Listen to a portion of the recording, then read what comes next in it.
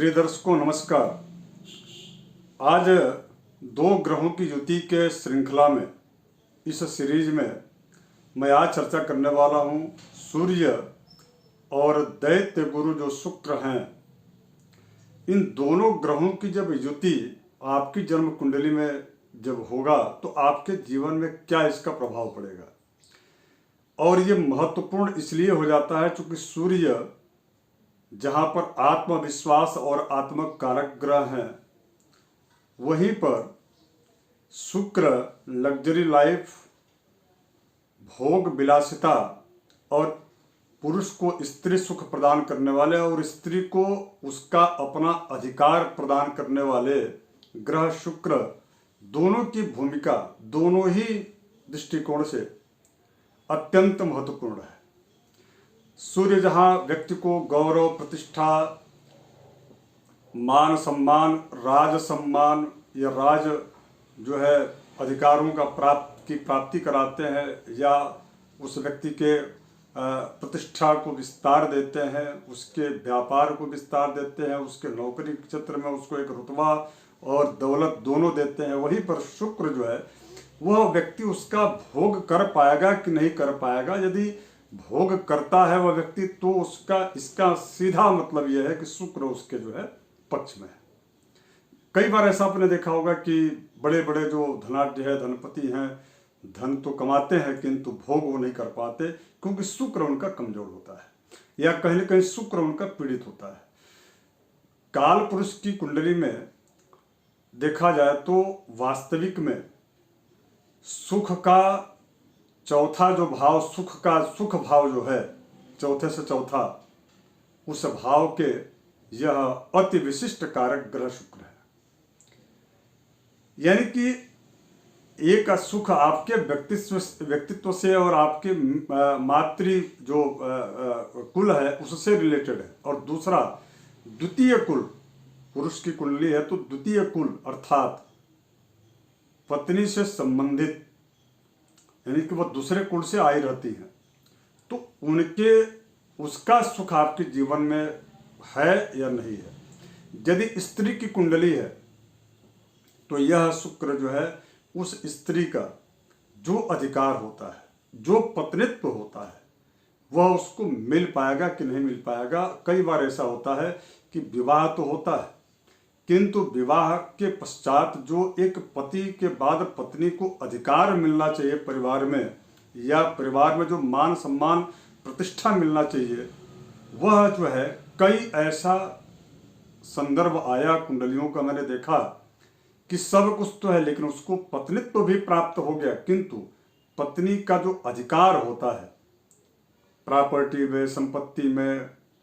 निर्णयों में, वह उनको नहीं प्राप्त हो पाता। और कई ऐसी स्त्रियां हैं जिनकी कुंडली में शुक्र पीड़ित हैं और वह जो है अपने ससुराल में जाकर के जिल्लत की जिंदगी जीने को मजबूर रहती है। कई बार ऐसी स्थिति आती है सारा कुछ ठीक ठाक है, धन, ऐश्वर्य, वैभव, सारी चीजें हैं, किंतु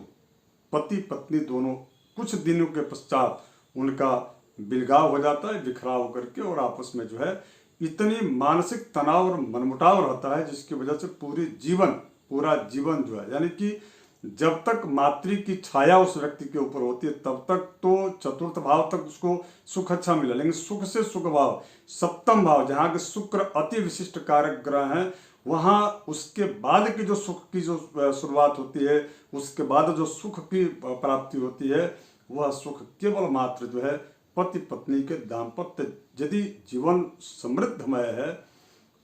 प्रेममय है, आपस में सद्भाव है, प्रेम है, आपस में जो है मन आपस में चित्तम मनु चित्तम च ऐसा कहा गया, यदि है तो निश्चित रूप से जो है तब तो वह जीवन बहुत अच्छा है। नहीं तो निश्चित रूप से यदि स्त्री यानी कि पति पत्नी के बीच का जो कलह होता है वह जीवन को दारुण दुख दे देता है। तो इसलिए यह शुक्र को समझना बहुत आवश्यक है। और एक बात और आपको बता दूं कि शुक्र फिर उसके बाद सप्तम भाव से जो चौथा जो भाव होगा सुख भाव, माने कि चौथे से चौथा सप्तम हो गया और सप्तम से चौथा दसम भाव हो गया। वहां पर शुक्र जो है दिग्बली होते हैं। अर्थात यदि आपको वैभव, लग्जरी जीवन और आप धन ऐश्वर्य जो भी आप कमाते हैं, यदि उसका उपभोग आप करने की बात यदि देखी जाएगी और वह कितना ऐश्वर्य आपके जीवन में है, तो उसको जो है 10वें स्थान से उसको देखा जाएगा। तो इस प्रकार से आइए आज इसी विषय पर हम चर्चा करेंगे कि सबसे प्रथम चीज आप समझ गए होंगे कि सूर्य तो आत्मा कारक है, गौरव, धन जो है, बल, प्रतिष्ठा, मान सम्मान, नृप, राजा के समान जो है उस व्यक्ति के अंदर उदारता, राजा के समान वह व्यक्ति जो है सहृदय होता है। किंतु शुक्र की युति जब होती है तो क्या, अब इसमें एक बात आ जाती है कि सूर्य और शुक्र के बीच, ध्यान से सुनिएगा, यदि सूर्य और शुक्र के बीच अंशागत 9 डिग्री से यदि कम का अंतर है तो वहां पर शुक्र जो है अस्त हो जाते हैं, और जब शुक्र जब अस्त हो जाते हैं तो सूर्य जो है प्रबल हो जाते हैं। तो वह उस व्यक्ति को ऐश्वर्य, मान सम्मान, रुतबा सारा कुछ तो देंगे, किंतु वह यदि शुक्र अस्त है तो उस व्यक्ति के जीवन में उसकी वह व्यक्ति बहुत बड़ा हो सकता है, उसका व्यक्तित्व बहुत बड़ा हो सकता है, उसकी पर्सनालिटी निश्चित रूप से समाज में प्रेरक हो सकता है, किंतु धन का और सुख का उपभोग वो नहीं कर पाते। क्योंकि शुक्र जो है उनके अस्त रहता है। ऐसे कई लोग पाए गए जो कि राजनीतिक क्षेत्र में चरमोत्कर्ष यानी कि उन्नति के शिखर पर है, किंतु उनको जो है अपने ही धन का सुख करने का जो है अवसर नहीं प्राप्त हुआ, और उनको पत्नी सुख की प्राप्ति नहीं होती है। यदि स्त्रियां हैं तो उनको जो है अपने एक समृद्धमय यानी कि पुत्र, पोते, पोतियां और परिवार, पति, बहन, लड़की या जो भरा पूरा जो परिवार होता है वह उनको सुख जो है इस प्रकार का प्राप्त नहीं होता, इसलिए बहुत आवश्यक होता है। अब इसके पश्चात अगर यदि शुक्र और सूर्य में अंशागत जो है 9 डिग्री से ज्यादा अंतर है तो मैं आपको ये कह सकता हूं कि उस व्यक्ति के जीवन में रुतबा और दौलत और उसका पूरा उपभोग वह व्यक्ति करेगा, और किसी भी प्रकार से कोई उसके जीवन में धन और वैभव के सुख के उपभोग से संबंधित कोई दिक्कत या परेशानियां नहीं आएंगी। भरा पूरा परिवार होगा और पति पत्नी के बीच में संबंध अच्छे होंगे। अब आइए, अब इसके पश्चात आगे की चर्चा करते हैं। यदि प्रथम भाव में सूर्य और शुक्र बैठे हो तो सूर्य शुक्र की युति यदि प्रथम भाव में है तो यह बहुत उत्तम है, इसलिए क्योंकि सूर्य यहाँ के जो है कारक हैं, और यहाँ पर यदि शुक्र हैं तो उनके ठीक जो है शुक्र की दृष्टि सप्तम जो जहाँ के वो अति विशिष्ट कारक है वहाँ उनकी पड़ती है। शुक्र सबसे अत्यधिक शुभग्रह है, तो निश्चित रूप से वह व्यक्ति जीवन में हर प्रकार का सुख प्राप्त करता है, पत्नी से संबंधित जो है सारे सुख को प्राप्त करता है, स्त्री के द्वारा धन की प्राप्ति उसको होती है, उसकी पर्सनालिटी बड़ी अच्छी होती है, आकर्षक उसका व्यक्तित्व होता है, कोई भी एक बार जो उस व्यक्ति से मिलता है वह उसी का बन के रह जाता है, उसी का होकर रह जाता है। स्त्री की कुंडली में यदि इस प्रकार के सूर्य शुक्र की युति बनती है तो निश्चित रूप से ऐसा प्रयास ऐसा उस स्त्री का होता है कि वह नेतृत्व करने वाली होती है, परिवार में उसको सम्मान अत्यधिक प्राप्त होता है, समाज में, परिवार में, हर जो है क्षेत्र में, तो ये बहुत अच्छी बात है। अब हम बात करेंगे सूर्य शुक्र के द्वितीय स्थान में जो है युति हो तो क्या होगा। तो देखिए, शुक्र और सूर्य दोनों ही यदि द्वितीय भाव में है, क्योंकि ये गुरु का कारक यहाँ के होते हैं, बुध या इस भाव के कारक होते हैं, धन का यह जो है कारक, तो क्या होता है कि वह व्यक्ति विलासिता में अत्यधिक जो है मशगूल हो जाता है, और वह तब तक जो है धन का व्यय करता है जब तक कि वो खर्चा ना हो जाए। जब खर्चा पूरा हो जाएगा तब पुनः जो है धन के जो है के लिए फिर पुनः बाहर निकलेगा या कोई उद्योग करेगा, कार्य करेगा। कुल मिलाकर के राजा यदि विलासी निकल जाए, विलासिता पूर्ण जीवन में यदि रम जाए तो प्रजा और राज्य दोनों ही असुरक्षित हो जाता है। तो द्वितीय भाव में कुटुंब का भाव है, मुख का भाव है, यहाँ पर जो है गीत संगीतज्ञ वह व्यक्ति हो सकता है, नाम उसमें अच्छा होगा उसका, लेकिन निरंतर यानी कि प्रतिदिन धन का आगमन नहीं होगा। कहा गया है ना कि अर्थ करीच विद्या, जो विद्या आपने पढ़ा है उससे यदि प्रतिदिन धन का आगमन होता है, धन का आगम होता है, तो आपका जीवन जो है स्टेबल है। और अगर यदि आपके जीवन में इस प्रकार की स्थितियां नहीं, एक ही बार बहुत बड़ा धन का जो है भंडार आपको मिल जाए और उसके बाद कुछ दिनों तक कुछ भी न प्राप्त हो, तो फिर वो धन धन नहीं होता, उसको उत्तम नहीं कहा गया है शास्त्रों में। अब हम बात करेंगे सूर्य और शुक्र की युति अगर यदि तृतीय भाव में हो जाए, क्योंकि ये पराक्रम का भाव है। और मैं बार बार कहता हूं कि भाग्य की चाबी है यह भाव। यदि आपका भाग्य प्रबल और चमकाना है तो तृतीय भाव को आप जो है प्रबल बना लीजिए, उस तृतीय की स्थिति देख लीजिए, उसके अनुसार आप प्रयोग कीजिए, उपाय कीजिए। निश्चित रूप से आपको जो है बहुत अच्छा आपका भाग्य, उन्नति और वृद्धि हर कार्य में आपके होगी, धन समृद्धि आपकी जो है परिपूर्णता आपको प्राप्त होगी। तो तृतीय भाव में यदि सूर्य शुक्र की युति होती है तो